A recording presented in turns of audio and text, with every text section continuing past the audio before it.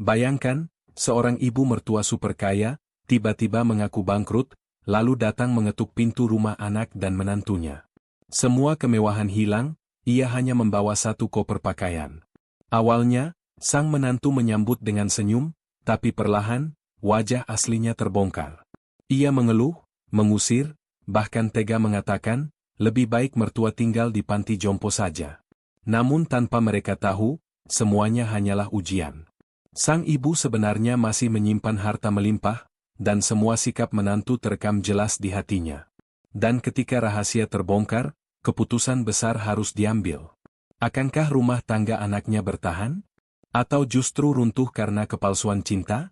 Inilah kisah nyata penuh air mata, tentang ibu mertua yang pura-pura bangkrut, demi menguji ketulusan seorang menantu. Di sebuah kota metropolitan yang gemerlap, hidup seorang wanita paruh baya bernama Nyonya Ratna Wijaya. Ia adalah pengusaha sukses, pemilik jaringan properti dan hotel bintang 5 yang tersebar di berbagai kota. Kekayaannya begitu besar, hingga orang sering menjulukinya sebagai Ratu Properti.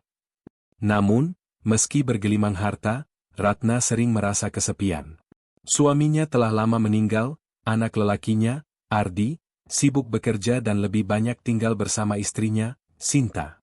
Ratna sebenarnya menyukai menantunya itu, tapi ia sering merasa bahwa perhatian Sinta lebih besar pada kemewahan hidup daripada keluarga. Apakah dia mencintai Ardi dengan tulus? Atau hanya karena harta keluarga kita? Ratna sering bertanya-tanya dalam hatinya. Sampai suatu malam, ketika duduk sendirian di ruang kerjanya, Ratna mengambil sebuah keputusan besar. Aku harus tahu, siapa sebenarnya Sinta. Jika suatu hari Ardi kehilangan segalanya, apakah dia akan tetap setia mendampingi? Ratna pun merencanakan sebuah cara yang tak biasa, berpura-pura bangkrut dan meninggalkan kemewahan hidupnya, lalu tinggal bersama Sinta dan Ardi tanpa membawa apa-apa kecuali sebuah koper pakaian. Keesokan harinya, kabar mengejutkan beredar. Ratna dengan sengaja menyebarkan gosip lewat orang kepercayaannya, perusahaan bangkrut karena masalah utang besar. Semua aset disita. Rumah mewah terancam lelang. Bahkan Ardi sendiri terkejut. Bu, apa benar semua ini? Kenapa ibu tidak cerita? Tanyanya panik saat datang ke rumah ibunya. Ratna berpura-pura menangis. Nak, ibu malu. Semua harta itu sudah hilang. Ibu tak punya siapa-siapa lagi, hanya kamu dan Sinta yang ibu harap bisa menampung ibu sementara. Ardi langsung mengangguk penuh kasih. Tentu saja, Bu. Rumahku rumahmu juga. Namun, Sinta yang berdiri di samping Ardi, terlihat ragu. Bibirnya tersenyum, tapi matanya tak bisa menyembunyikan kegelisahan. Ia jelas khawatir. Rumah sederhana mereka sudah pas-pasan, biaya rumah tangga pun kerap keteteran. Bagaimana jika harus menanggung mertua yang dulu hidup mewah dan penuh gengsi? Hari pertama Ratna tinggal bersama mereka, rumah kecil itu terasa sesak. Ratna yang terbiasa dengan ruang luas dan pelayan pribadi, kini harus tidur di kamar tamu sempit dengan kasur tipis. Maaf ya, Bu, cuma ini yang ada, kata Sinta datar. Ratna tersenyum lembut. Tidak apa-apa, Nak. Justru ibu ingin merasakan hidup sederhana bersama kalian. Namun, sejak hari pertama itu pula, sikap Sinta mulai berubah. Ia sering menggerutu dalam hati, bahkan tak jarang melampiaskannya lewat nada bicara yang sinis. Saat Ratna minta tolong dibuatkan teh, Ibu, di sini nggak ada pembantu. Kalau mau teh ya bikin sendiri di dapur. Saat Ratna salah menaruh pakaian cucian, ya ampun, Bu, jangan berantakin, dong. Saya sudah capek ngurusin rumah ini. Ardi berusaha menengahi, tapi Ratna hanya diam. Di matanya, ia semakin jelas melihat sifat asli menantunya. Hari demi hari, Ratna semakin sering mendapat perlakuan tak mengenakan. Sinta kerap mengeluh soal biaya listrik yang naik karena Ratna sering menyalakan lampu, atau soal makanan yang harus dibagi 3. Suatu malam, Ratna mendengar percakapan Sinta dengan Ardi. Mas, kita nggak bisa terus begini. Aku juga punya kebutuhan. Kalau ibu tinggal lama di sini, aku bisa gila. Lagi pula, apa gunanya kita susah-susah kerja kalau akhirnya malah nanggung orang lain? Tapi itu ibuku, Sin, jawab Ardi lirih. Ya aku tahu, tapi kita juga harus realistis. Kalau ibu benar-benar nggak punya apa-apa lagi, lebih baik beliau pindah ke panti jompo saja. Ratna menahan air matanya di balik pintu kamar. Hatinya perih mendengar kalimat itu. Namun ia tetap bertahan, ingin melihat sejauh mana ketulusan menantunya. Waktu pun berjalan 3 bulan. Ratna semakin yakin, Sinta bukanlah wanita yang bisa diandalkan saat keadaan terpuruk. Ia hanya manis di saat harta melimpah, tapi tega mengusir mertua yang dianggap merepotkan. Sampai suatu hari, Ardi mendapat panggilan darurat dari seorang notaris. Pak Ardi, ada dokumen penting peninggalan almarhum ayah Anda yang harus segera ditandatangani. Ardi dan Sinta datang, lalu betapa terkejutnya mereka ketika tahu kebenarannya. Semua kabar kebangkrutan itu hanyalah rencana Ratna semata. Faktanya, kekayaan keluarga mereka masih utuh, bahkan bertambah besar karena investasi terbaru. Sinta pucat pasi. Jea, jadi selama ini ibu hanya berpura-pura? Ratna menatap menantunya dengan mata tajam namun tenang. Benar. Ibu ingin tahu, bagaimana sikapmu jika harta ini benar-benar hilang. Sayangnya, kamu telah menunjukkan wajah aslimu. Sinta tak bisa berkata apa-apa, sementara Ardi menunduk malu. Beberapa hari kemudian, Ratna memanggil Ardi dan Sinta ke rumah mewahnya yang dulu ia tinggalkan. Dengan suara bergetar, ia berkata, Ardi, ibu mencintaimu. Tapi kamu harus tahu, pasangan hidup yang baik bukan hanya ada saat kamu berada di atas, tapi juga saat kamu jatuh. Ujian ini membuat ibu sadar, siapa yang benar-benar tulus. Ratna kemudian menoleh pada Sinta. Aku tidak membencimu, Nah. Tapi aku kecewa. Semoga pengalaman ini bisa menjadi pelajaran besar bagimu. Sinta menangis, memohon maaf. Namun luka di hati Ratna terlalu dalam untuk bisa hilang begitu saja. Ardi pun dihadapkan pada pilihan sulit, mempertahankan rumah tangganya atau mengambil keputusan tegas demi masa depannya. Dan di sanalah cerita mereka berlanjut, dengan segala konflik, air mata, dan penyesalan yang tak mudah diselesaikan. Sejak rahasia terbongkar, rumah tangga Ardi dan Sinta tidak lagi sama. Ardi sering terdiam, matanya kosong, pikirannya kalut. Setiap kali ia melihat ibunya, hatinya perih.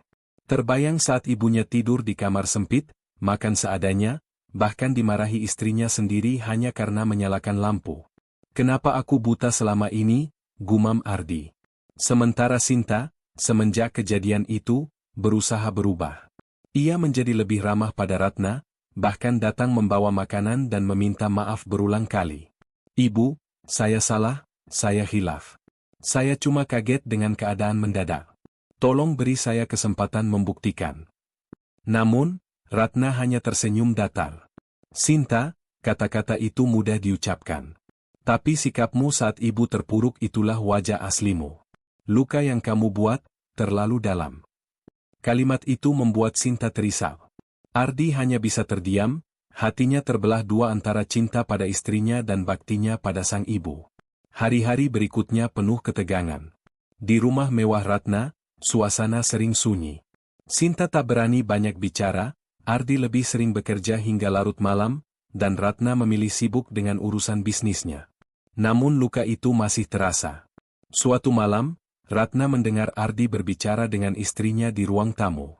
Sin, aku tidak tahu harus bagaimana. Aku mencintaimu, tapi aku tidak bisa melupakan caramu memperlakukan ibu. Mas, aku benar-benar menyesal. Aku cuma takut waktu itu, aku panik.